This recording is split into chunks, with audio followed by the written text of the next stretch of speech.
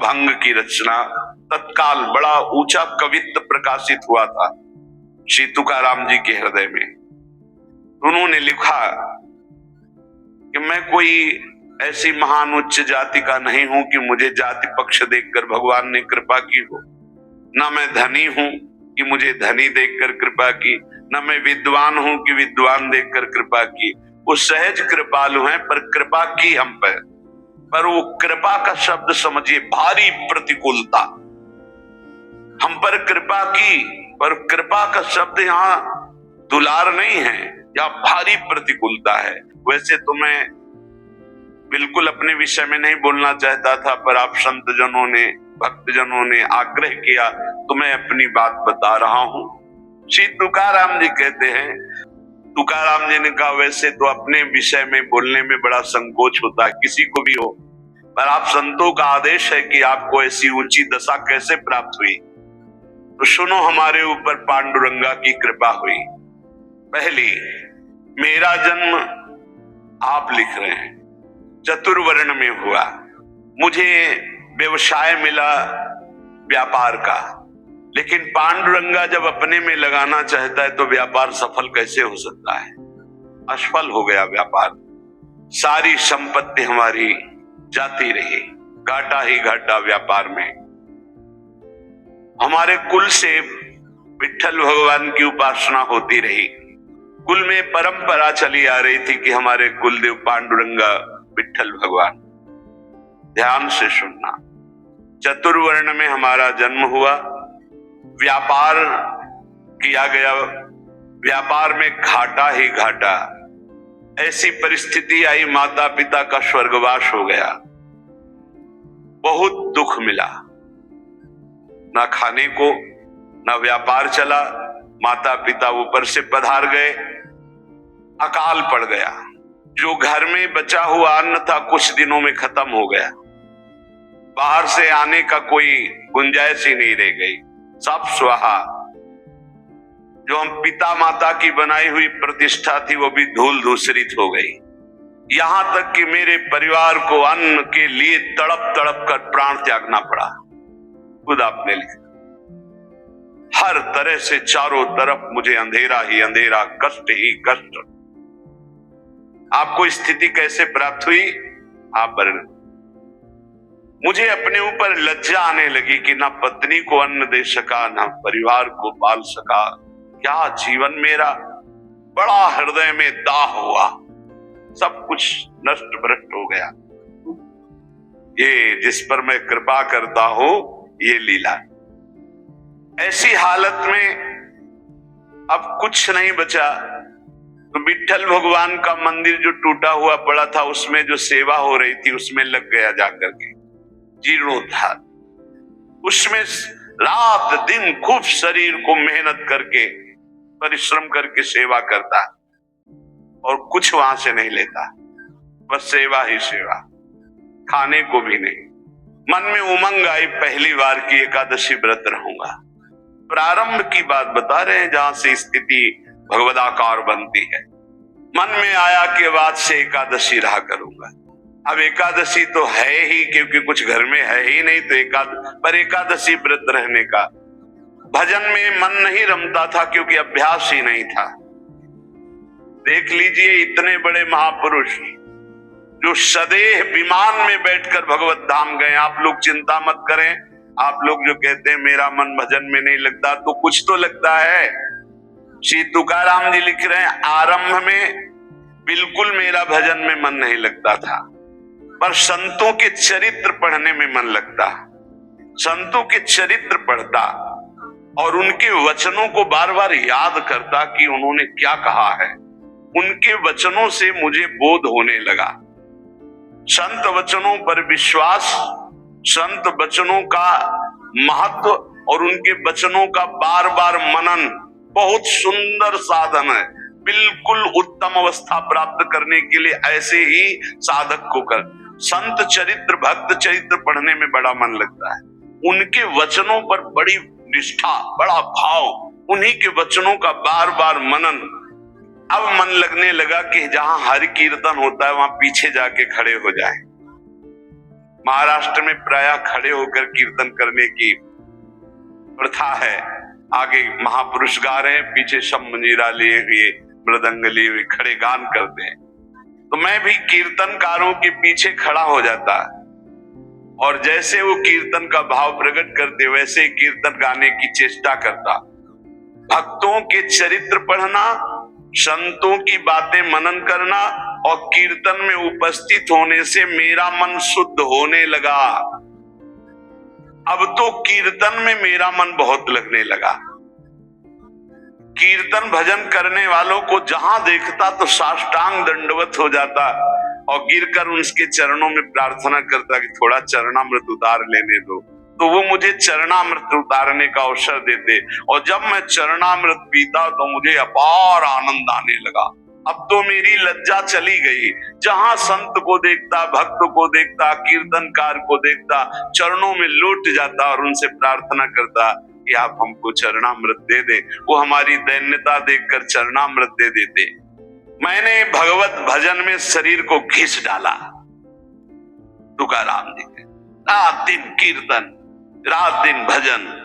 अब अच्छा लगने लगा। तप, कष्टप्रद भजन, कष्टप्रद शरीर और खूब भजन अच्छा लगने लगा। जब अन्न त्यागा, फलाहार में आए, तब फलाहार भी त्यागने की इच्छा जागृत हो गई कि सावन भर केवल जल पीकर रहेंगे, गंगा जल पीकर रहेंगे। इस प्रकार मेरी परमार्थ की साधना आरंभ हुई। कथा सुनना, कीर्तन में सम्मिलित होना और संतों से प्यार करना। संतों को देखते ही एकदम लौट जाना, ऐसा लगना कि हो भाग्य। ये प्रायः महापुरुषों की वाणियों में पाया गया। गोस्वामी तुलसीदास जी कहते हैं, जैसे मेघ को देखकर मोर कुहुक पड़ता है, नाचने लगता है, ऐसे संत को देखकर जो भक्त आनंदित हो जाता है, ओहो अहो भाग्य, आज संत दर्शन हुए, और मन नाच पड़ता है। उसके हृदय में भगवान प्रेम वर्षा करते हैं। हमारा चित्त बस दो ही जगह लगने लगा, कथा कीर्तन और संत जन। परहित की बात आती तो शरीर की परवाह न करके दूसरों की सेवा करने में बड़ा सुख मिलने लगा।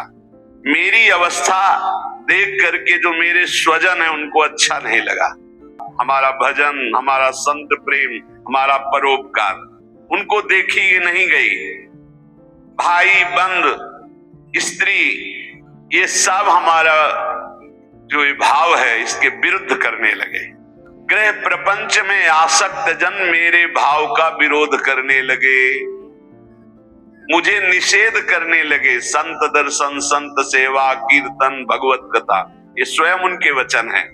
मैंने अपने हृदय में निश्चय कर लिया था, कठोर हृदय बना लिया था, हर दुख सहूंगा पर अब पांडुरंगा को नहीं छोड़ूंगा, अब विठ्ठल को नहीं छोड़ सकता। किसी की कोई भी परवाह ना करके, घर परिवार के लोग इतना प्रपंच किए, मैं किसी की बात नहीं सुनता। घर प्रपंच की बातें मेरे को बहुत सुनाई गई, बड़ा विरोध किया गया, पर मैंने निश्चय कर लिया, हृदय कठोर बना लिया, इस जन्म में अब भगवान को नहीं छोड़ूंगा। अब तो जब हमारे परिवार के जन हमारा विरोध करते तो मैं न देखता न उनकी बात सुनता और जोर जोर से कीर्तन करता। करो विरोध, कितना करोगे। राम कृष्ण हरि जय, राम कृष्ण हरि जय, विठ्ठल जय विठ्ठल। अब वो निंदा करें, वो उपहास करें, वो भगवत कीर्तन कर रहे, जड़ से उखाड़ फेंकूंगा इस प्रपंच को। स्वजन अपनी ओर खींचते और विठ्ठल अपनी ओर खींचते, यही चलता है साधक के। एक तरफ भगवान का आकर्षण, एक तरफ माया का आकर्षण। पर हमने भगवान की तरफ, परमार्थ की तरफ कदम जोर से बढ़ाए। अब साधक का यह निर्णय है कि तुम माया के आकर्षण में जाते हो या प्रभु के आकर्षण में। लोग बार बार हमसे कहते कि तुम प्रवृत्ति मार्ग में हो, गृहस्थ धर्म में हो, तुम्हें ऐसा नहीं करना चाहिए। मैंने किसी की नहीं सुनी। अब इस जन्म में मुझे भगवत प्राप्ति करनी है, तुम्हारे किसी के उपदेश हमारे दृढ़ निश्चय को नहीं बदल सकते। इतनी खींचातानी जीवन में उपस्थित हो गई कि सत्य की पहचान के लिए मुझे तुकाराम जी महाराज कह रहे, कोई साथ नहीं दे रहा, ऐ मन तू तो मेरा साथ दे दे, मेरा साक्षी बन जा और भगवान सत्य स्वरूप है, उनके मार्ग का अनुसरण कर। इस असत्य संबंध, पति पुत्र परिवार, ये मिथ्या नश्वर प्रपंच भोग, तिलांजलि दे दे मन, तू मेरा साथी बन जा। मैंने बहुत लोगों के मतों को नहीं माना, मेरे हृदय में नित्य और अनित्य का विवेक जागृत हो चुका था, इसलिए मैंने सत्य को पकड़ा। केवल भगवान का मार्ग ही सत्य है, न ये संबंध सत्य है, न ये संसार सत्य है। इस प्रकार जब मैंने श्री हरि चरण प्राप्ति के लिए दृढ़ निश्चय कर लिया, तो उसी समय भगवान मेरे सदगुरु के रूप में पधारे। श्री बाबा चैतन्य ने मेरे हृदय देश में प्रकाशित होकर के श्री राम कृष्ण हरि इसका उपदेश किया। वही कीर्तन करते थे, पर वही गुरुदेव आकर हृदय में उपदेश किए, जिसे कहते हैं स्वप्नादेश। उपदेश किया कि अब तुम श्री राम कृष्ण हरि ही कहो। मैंने अब दृढ़ विश्वास कर लिया कि जो जप रहा था वो गुरुदेव ने दे दिया, अब तो किसी भी तरह मैं इसे नहीं छोड़ सकता। विश्वास चित्त में धार लिया कि मेरा भोजन भी राम कृष्ण हरि, मेरी प्यास भी राम कृष्ण हरि, मेरे प्राण भी राम कृष्ण हरि, मेरा सर्वस्व राम कृष्ण हरि। निश्चय कर लिया, बड़ा सहारा मिल गया। पहले जपते थे, वही जब गुरु ने दिया तो बड़ा सहारा मिल गया, परिपक्व हो गया। अब तो बैठ करके 24-24 घंटे नाम कीर्तन, क्योंकि निश्चय पहले ही कर लिया था शरीर को कष्ट देकर भगवत भजन करना। ये बहुत जल्दी भजन रंग लाता है। जब चित्त लवलीन होने लगा तो मेरे हृदय में कविता की स्फूर्ति होने लगी। श्री हरि के लीला गुण प्रकाशित होने लगे, उनको कविता रूप में लिखने की स्फूर्ति हुई। श्री हरि का कीर्तन और श्री हरि प्रदत्त अभंग वाणी प्रकट हुई मेरे हृदय में। मैंने देखा कि मेरी बुद्धि में ये ताकत नहीं थी, ये मेरी बुद्धि में श्री हरि कीर्तन से प्रकाश हुआ, हरि लीलाओं का। ये भगवत प्रसाद से मेरे अंदर आया, ये भगवान की ही प्रेरणा से अभंग निकलते थे। मैं गदगद होकर के अश्रु प्रवाह करने लगा कि कैसी कृपा की मेरी बुद्धि में एक भी लीला नहीं थी और आज लीलाओं की बाढ़ आ रही, गुणों की बाढ़ आ रही है। मैंने श्री हरि चरणों के प्रति और दृढ़ विश्वास और दृढ़ श्रद्धा प्रकट हुई। क्रम चलता रहा। बीच में रामेश्वर भट्ट के द्वारा बड़ा हमारे साथ निषेध आघात हुआ, उसको भी सहा। बड़े विघ्न डाले जाते हैं, ये माया भगवती बड़ी विचित्र है। भगवान की प्रेरणा से मैंने उसको भी सहा। समाज का विरोध, घर का विरोध, माया का नाना प्रकार तांडव, खाने को नहीं, हर अव्यवस्था। चलो यहाँ जरा सा कामना पूर्ति नहीं होती, बोले अश्रद्धा हो गई भगवान में। ये कोई भगत है? भगवान ही हमारे प्रीतम है, उन्हीं को प्रसन्न करना है, इसलिए नाम कीर्तन और सुंदर कवित्त रचना करके उनको सुनाता। जब मैं ऐसा करता तो बहुत लोगों ने मुझे अनुचित ठहराया। इन बातों को बहुत पकड़ना है, हिम्मत से चलना है। बहुत लोग विरोध करने लगे। जो मेरी लिखी हुई वाणी थी, बड़ा विरोध होने लगा। इस विरोध से मेरा चित्त यूं दुखी हुआ कि हे हरि, आप प्रेरित करते हो, सो मैं लिखता हूं, सो मैं गाता हूं, फिर ये विरोध क्यों? जब मुझे लगा कि मेरे हरि ही नहीं चाहते हैं, तो जितनी अभंग रचना की थी सबको लेकर के इंद्रयाणी नदी के दह में जाके डुबो दिया। विरोध कर रहे। भगवान के द्वार पर जाकर के, विठ्ठल भगवान के द्वार पे न खाना न पीना, उदास बैठ गया। आप तो ही वाणी प्रकट करते हो, आप ही अभंग लिखाते हो, फिर इतना विरोध करवा दिया, जाके इंद्रायणी में डुबो दिया बाड़ी जी को। अब दर्शन करने वाले तो दर्शन करके चले जाते, ठाकुर जी का शयन हो जाता, फिर ठाकुर जी का मंगला प्रभात दर्शन होता, फिर ऐसे कई दिन व्यतीत हो गए, न खाना न पीना और चुपचाप द्वार पर बैठे रहना। दया आई पांडुरंगा को, साक्षात प्रकट हुए जब कोई नहीं था रात्रि में, वहीं दरवाजे पे पड़े और कहा कि मेरे भक्त को ये सहना पड़ता है, तुम मेरे प्रिय हो, मैं देखना चाहता हूं तुम कितना सह सकते हो। तुमने सहा, तुम्हारी वाणी जल में नहीं डूबी है, वो मेरी गोद में रखी हुई है। तुमने जल में डाला था, मैंने उसे गोद में लिया है। देखो सारे अभंग ज्यों की त्यों ऐसे मेरे पास है। श्री भगवत रसिक जी की वाणी यमुना जी में, तो यमुना जी जीव का तो एक अक्षर भी गीला नहीं हुआ था, जीव का त्यों ले। ऐसे भगवान ने कहा जो तुमने इंद्राणी में डुबो दिया ना अपनी वाणी, ये सब विरोध करते, मैंने अपनी गोद में लिया है।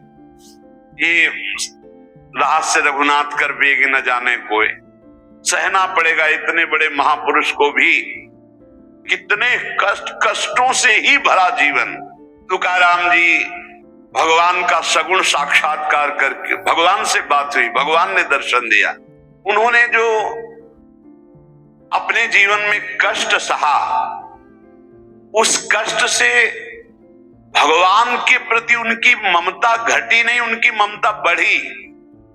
भक्त वही है कि जितना उन कष्ट मिले, जितनी विपरीतता आवे, उतना भगवान के प्रति प्रियता बढ़नी चाहिए।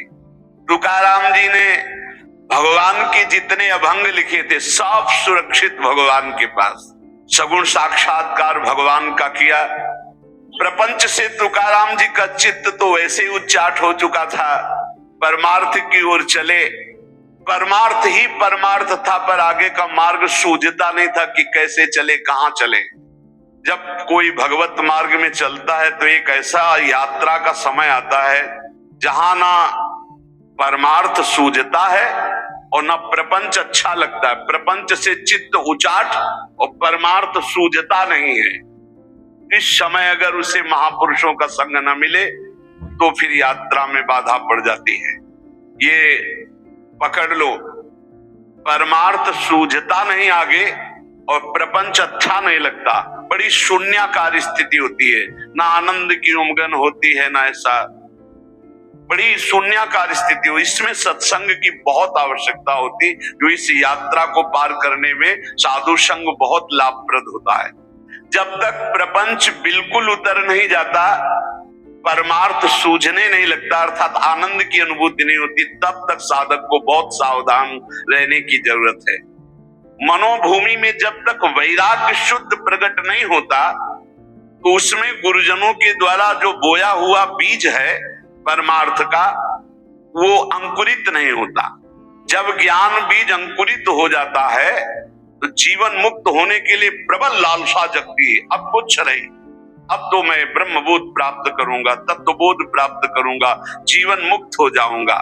और जब ये लगन लग जाती तो फिर कोई प्रपंच, कोई नियम, कोई उपदेश किसी का ऐसा नहीं असर करता है जो प्रपंच की तरफ ले जाए। अरे आप प्रवृत्ति मार्ग के गृहस्थ के हैं, आपको ऐसा करना चाहिए, आपको ऐसा नहीं करना चाहिए, ये तब तक जब तक ज्ञान का अंकुरण नहीं हुआ। जो जीवन मुक्त महापुरुष हैं, मानवीय दृष्टि से उनको पहचाना ही नहीं जा सकता है। हाँ, जो मुमुक्ष जन है, वो जो भगवत प्राप्ति करना चाहते हैं, वो इस बात को पकड़ पाएंगे। नहीं तो जो विषयी भोगी हैं उनको कैसे अच्छा लगेगा कि हमें कष्ट हो और हम भगवान की तरफ चलें। भगवत प्रसाद पाने का अधिकारी वही है जो दुख सहने के लिए कमर कस लिया है। आप कूद पड़ा मैं भगवान के मार्ग में, जितना दुख पड़ेगा मैं सहूंगा।